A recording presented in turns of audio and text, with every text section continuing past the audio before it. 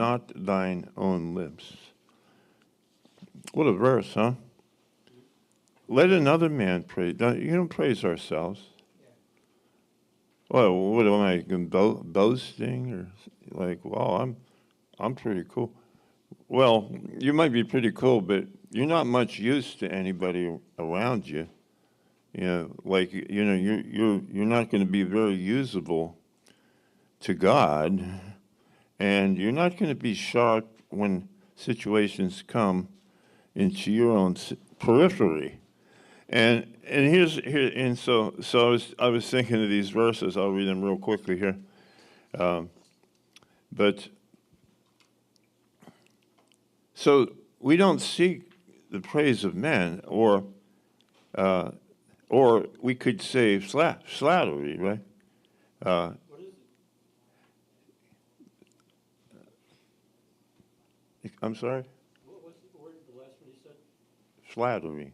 What is that? Okay, so if you just wait a minute, I'll explain everything that I'm talking about. Yeah, flattery is when, anyhow, so let me just read these verses, Psalm 5 and verse 9. It says this, for there is no faithfulness in their mouth, they flatter with their tongue. So in other words, another verse, Psalm 12 and verse 2, it says, with flattering lips and with a double heart do they speak. So rest assured, there's people who are doing flattering, people who are complimenting you just for whatever reason. They're doing it many times with a double heart. They're doing it as two-faced people. The verse before that says there's no faithfulness in their mouth, you can't count on it. You know, you can't count on a flatterer. Somebody that's flatterers, don't believe them. We say, well, I'm just going to go home and enjoy what that guy said to me. Yeah, well, anyhow, don't. Okay, that's what these verses are saying. The Lord shall cut off all flattering lips, for he flatters himself in his own eyes. You know, here's a good point. If I'm the kind of guy that likes to be flattered, it's because I flatter myself all the time.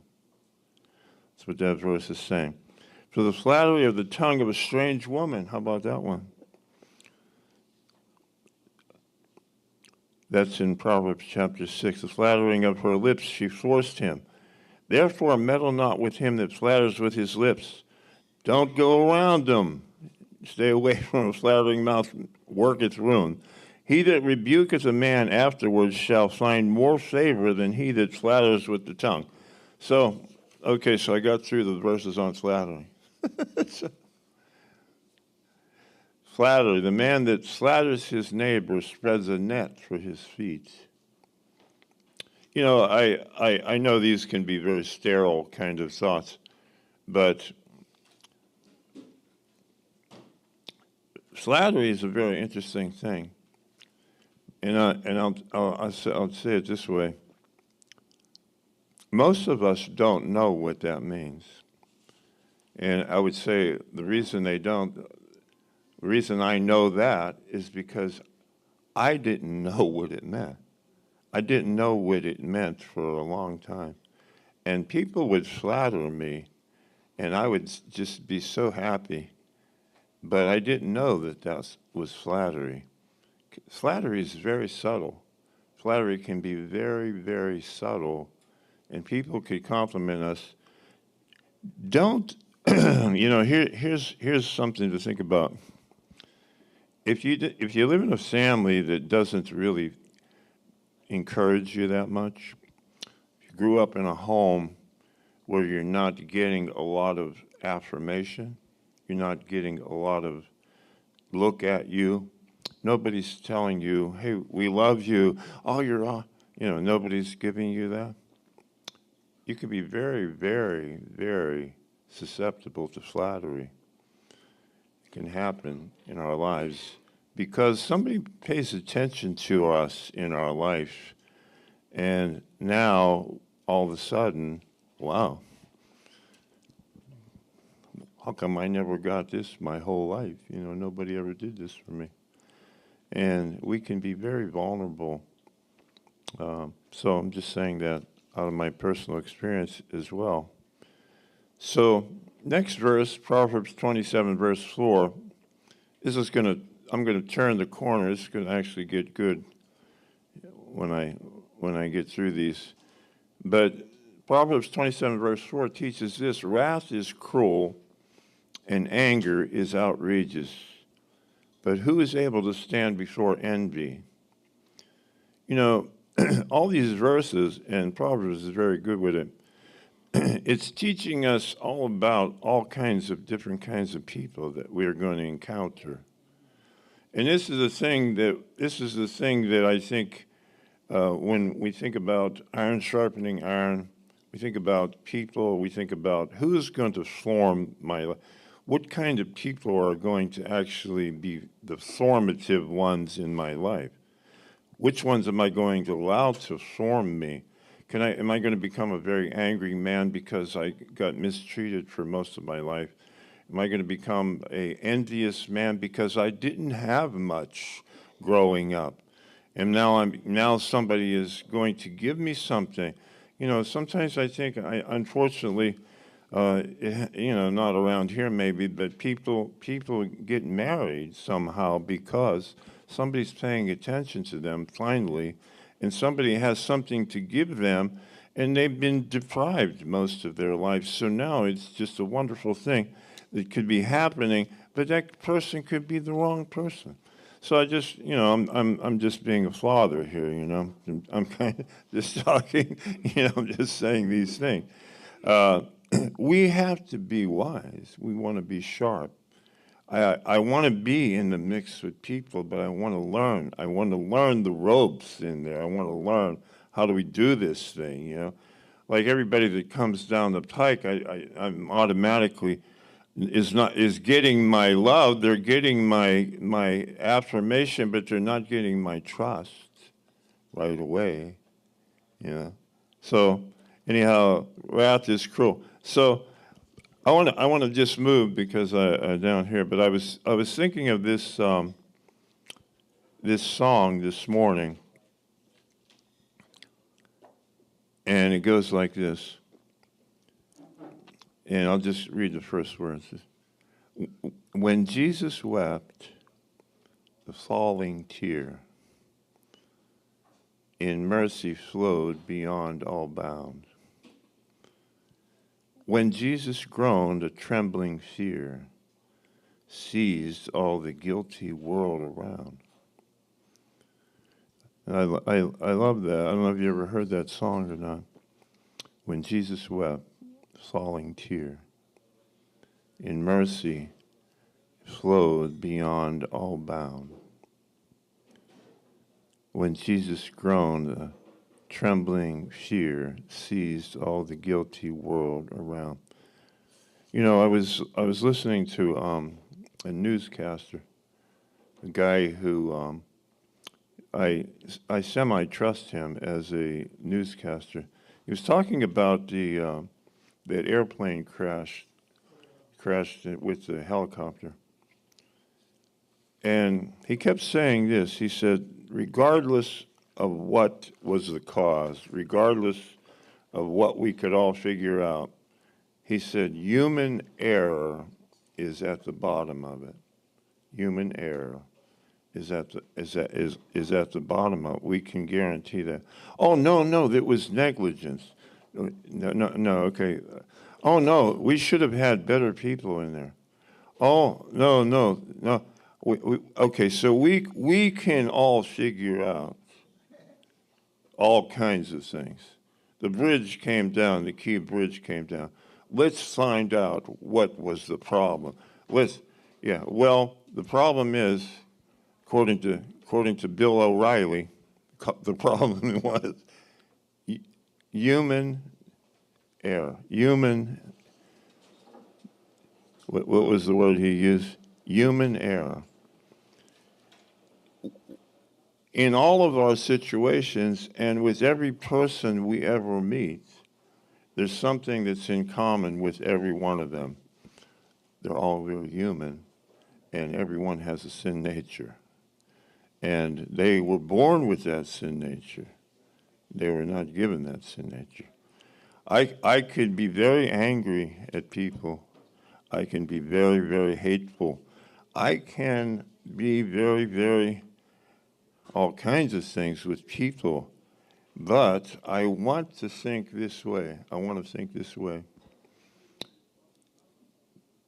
They're human, just humans. I watch a lot of, late at night, I like to just take a break. The only thing that's on television now is cop shows, right? Cop, policemen, and arresting somebody, and then the court trial afterwards. There's a lot of what is on TV. So I don't say that I watch them continually, but I do watch them, and I like them. But here's the thing that I noticed every time. When they arrest somebody that did something very, very bad, and now it's time for their court trial, there's usually, and I don't know why this theme always comes up again and again, but there's two lawyers, and there's a prosecuting attorney, and there's a defense attorney. There's usually two lawyers that are on the prosecuting team. And so one of the lawyers wants to put the guy in jail for the next 90 years, and he's bent on it. But his partner wants to have sympathy on the person.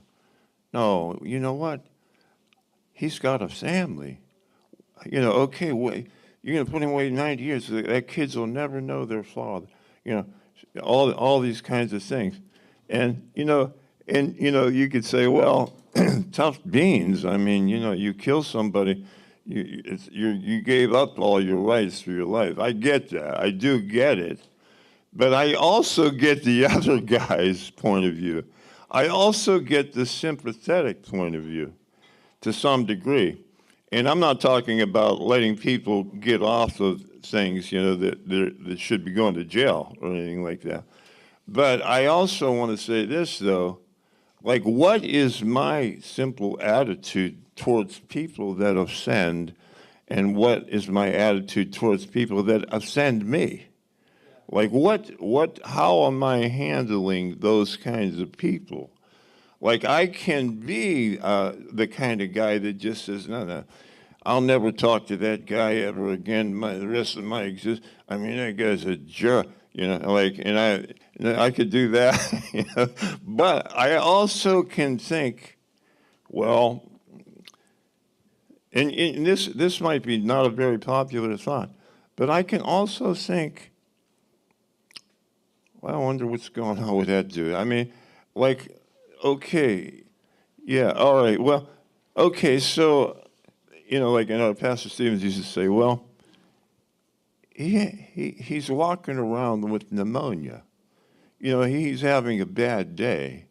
He went off on you. Okay, yeah, but his wife, did you know his wife just left him like a week ago, Did you know? I mean, so the thing is, it's like I want to be sharp.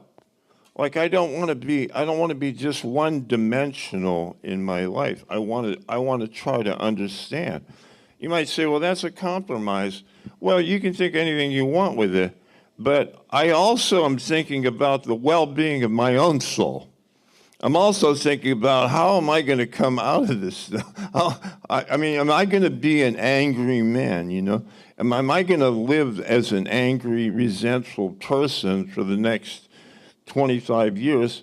Am I going to have this hanging over my head every time I every night when I go to bed. Oh, gee, like, what's that gonna do? What's that dude gonna do? I mean, you know how it goes. So we're growing and we're learning.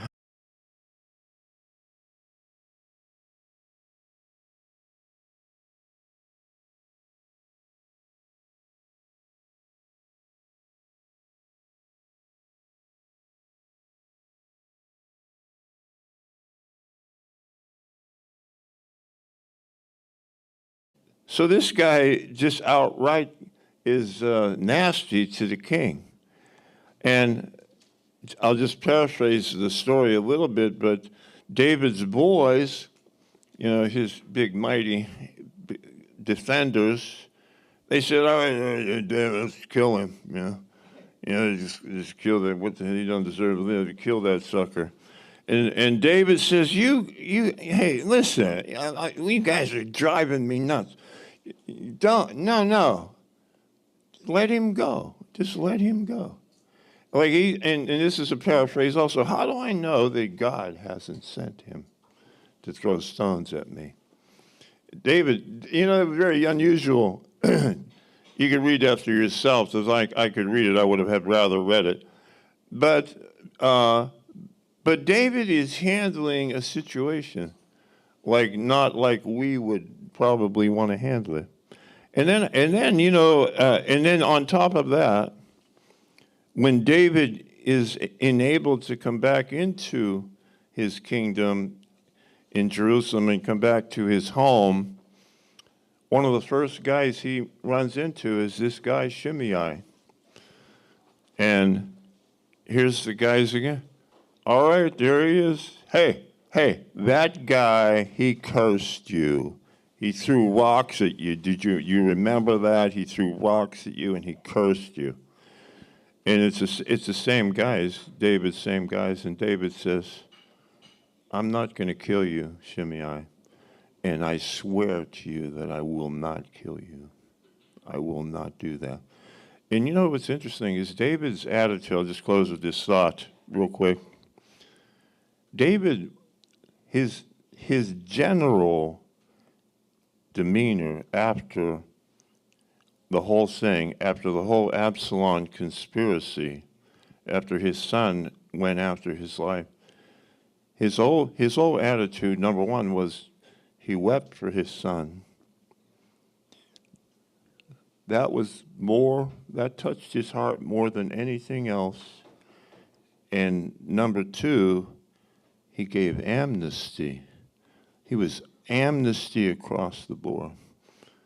And and these are general thoughts. Abraham Lincoln, after the Civil War, after all the killing,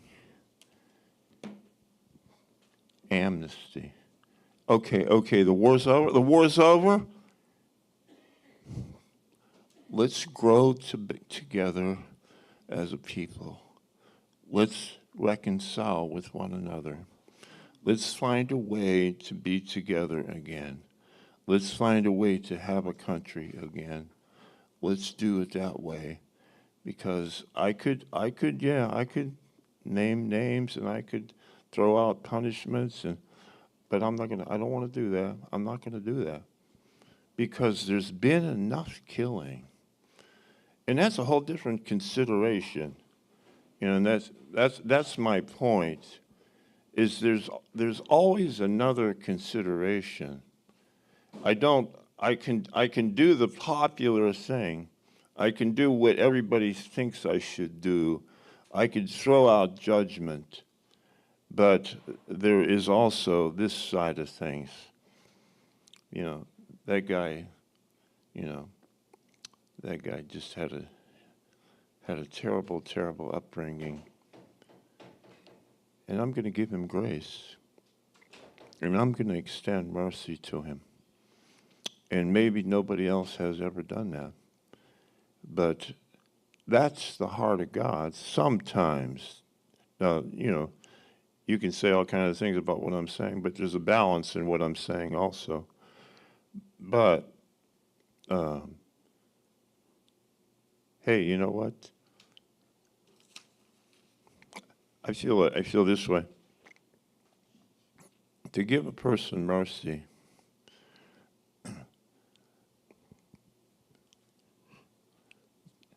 to give a person mercy, I don't know what I want to say. To give a person mercy, I might get some mercy from God, in my own life, right? So, Lord, bless these thoughts in Christ's name, amen.